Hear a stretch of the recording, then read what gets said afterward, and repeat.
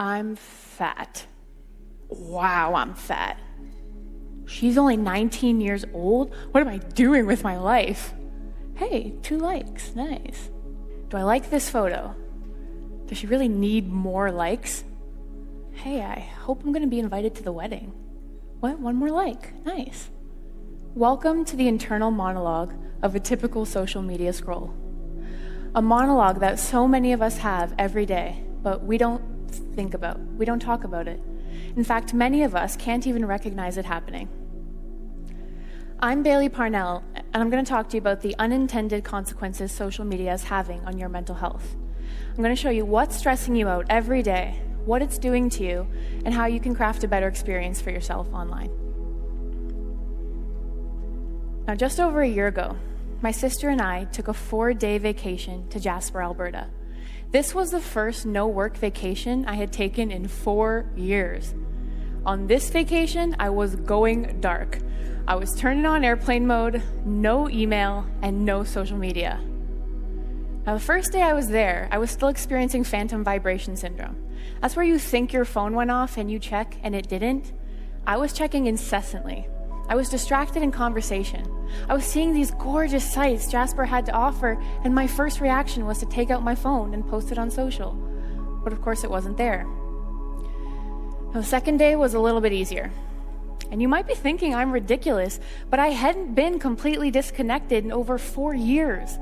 This was practically a new experience again. It wasn't until the 4th day I was there that I was finally comfortable without my phone. I was sitting with my sister, literally on the side of this mountain, when I started thinking to myself, what is social media doing to me? What is it doing to my peers? That was only 4 days, and it was anxiety-inducing, it was stressful, and it resulted in withdrawals. That's when I started to ask questions and have since started my master's research into this subject. You see, I've worked in social marketing, primarily in higher education, for most of my career.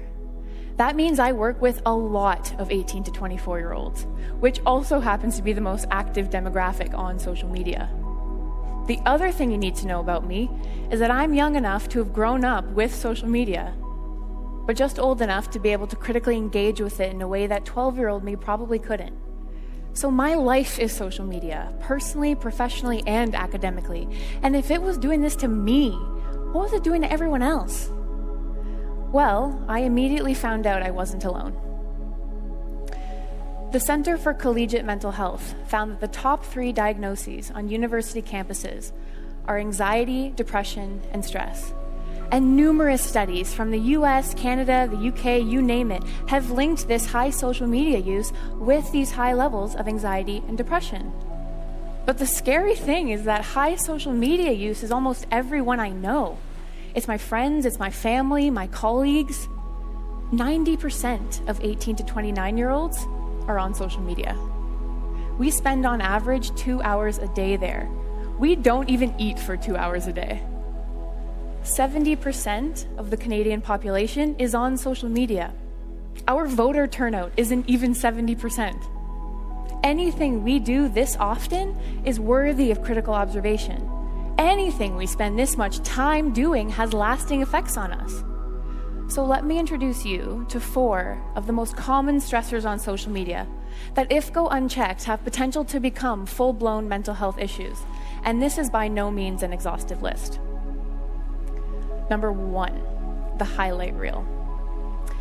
Just like in sports, the highlight reel is a collection of the best and brightest moments.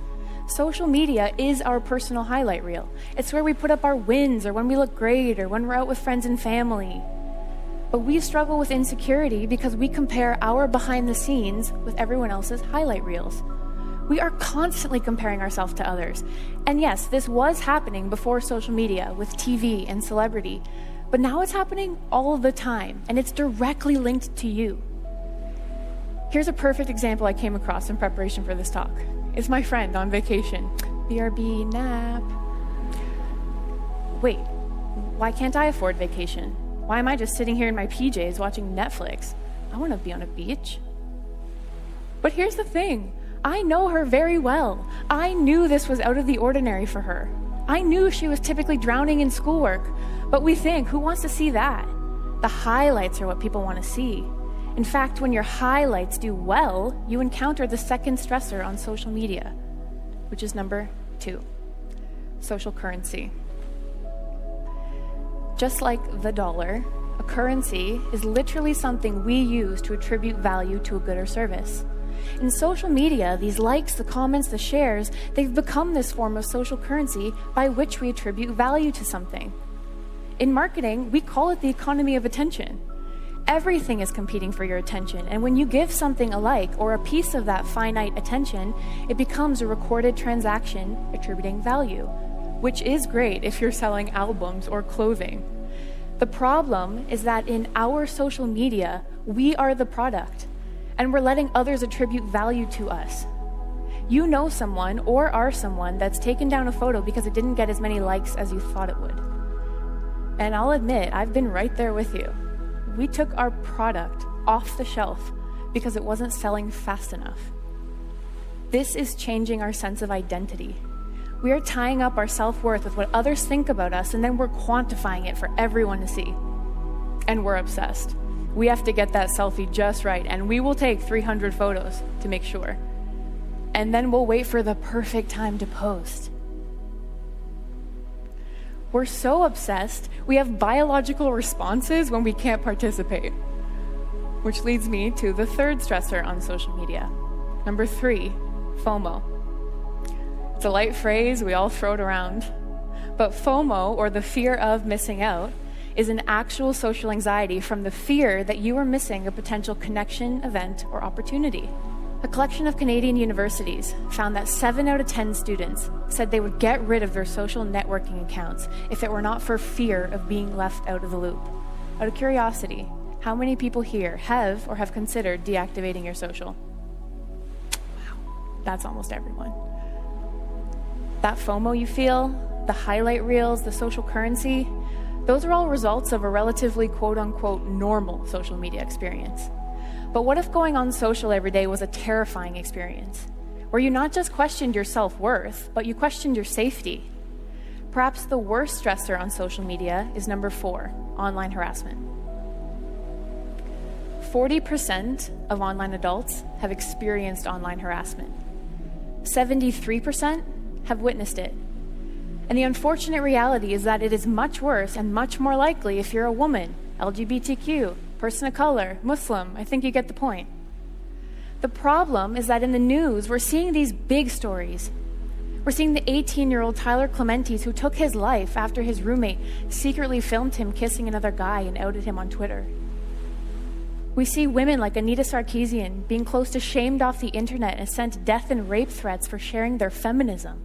We see these stories once it's too late. But what about the everyday online harassment? What about that ugly Snapchat you sent your friend with the intention of it being private, and now it's up on Facebook? And so it's just one photo. It's funny. It's just one mean comment. It's not a big deal. But when these micro moments happen over and over again over time, that's when we have a macro problem. We have to recognize these everyday instances as well, because if they go unchecked and the effects unnoticed, we are going to have many more Tyler Clementes. The effects aren't always easy to recognize. How many of you have noticed the notifications at the top of my screen? Yeah. And how many of you, like me, are bothered that they're not checked? Yeah. Okay, here, let me check them for you. Okay. Just one small example of what this can do to you. Maybe you simply cannot focus because your notifications are going off the handle and you need to check. That need eventually becomes addiction. Regarding social media, we are already experiencing impairments similar to substance dependencies. With every like, you get a shot of that feel-good chemical, dopamine. You gain more of that social currency. So what do we do to feel good? We check likes. Just one more time. We post. Just one more time. We're anxious if we don't have access. Doesn't that sound like every drug you've ever heard of? Yeah. So when that grows, when your social media use goes unconfronted over time, that's when we see the rising levels of anxiety and depression. The FOMO, the distractions, the highlight reels, the comparisons, it's a lot, and it's all the time. The Canadian Association of Mental Health found that as young as grades 7 to 12 students who spent 2 hours a day on social media reported higher levels of anxiety, depression, and suicidal thoughts. For those of you doing the math, that's as young as 12 years old. Now here's the thing. I like social media. I do, I love it. And hearing what I've said today might make you think I want you to get off of it, but I don't. You see, I don't think it's going anywhere. So I'm not gonna waste my time telling you to spend less time on social media. Frankly, I don't think abstinence is an option anymore. But that doesn't mean you can't practice safe social. You see, everything I've talked about today has nothing and everything to do with social media. What do I mean? I mean, social media is neither good nor bad. It's just the most recent tool we're using to do what we've always done: tell stories and communicate with each other. You wouldn't blame Samsung Television for a bad TV show. Twitter doesn't make people write hateful posts. So when we talk about this dark side of social media, what we're really talking about is the dark side of people. That dark side that makes harassers harass, that insecurity that makes you take down a photo you were excited to share, that dark side that looks at a picture of a happy family and wonders why yours doesn't look like that. So as parents, as educators, as friends, as bosses, this dark side is what we need to focus on.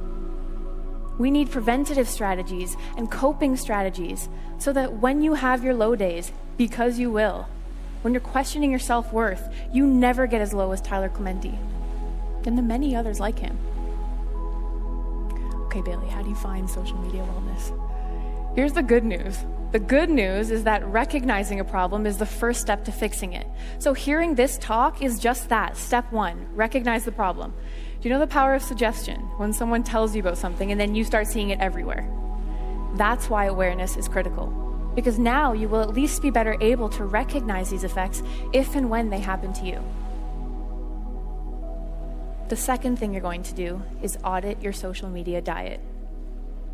The same way we monitor what goes into our mouth, monitor what goes into your head and heart. Ask yourself, did that Facebook scroll make me feel better or worse off? How many times do I actually check likes? Why am I responding this way to that photo? And then ask yourself if you're happy with the results. And you might be, and that's okay. But if you're not, move on to step 3. Create a better online experience. After my partner did his audit, he realized his self-worth was too tied up in social media, but particularly celebrities reminding him of the things he didn't have. So he unfollowed all brands and all celebrities. And that worked for him. But it might not be celebrities for you. For me, I had to purge other people off my timeline. So let me tell you a secret. You do not have to follow your friends. The truth is that sometimes our friends, or the people we have on Facebook as a courtesy, they just suck online. You find yourself in the middle of this passive-aggressive status war you didn't even know was happening, or you're looking at 50 photos of the same concert from the same angle. If you want to follow artists or comedians or cats, you can do that. The last thing you're going to do is model good behavior. Offline, we're taught not to bully other kids in the playground. We're taught to respect others and treat them how they deserve to be treated. We're taught not to kick others when they're down or take pleasure in their downfalls. Social media is a tool, and it's a tool that can be used for good, for more positive groups, for revolutions, for putting Grumpy Cat in Disney movies. I'll tell you, the internet is a weird place. So is social media hurting your mental health? The answer is it does not have to. Social can tear you down, yes. Or it can lift you up, where you leave feeling better off, or have an actual laugh out loud. If I only have 24 hours in the day, if I'm going to spend 2 of those hours on social media, then I prefer my experiences to be full of inspiration, laughs, motivation, and a whole lot of Grumpy Cat in Disney movies.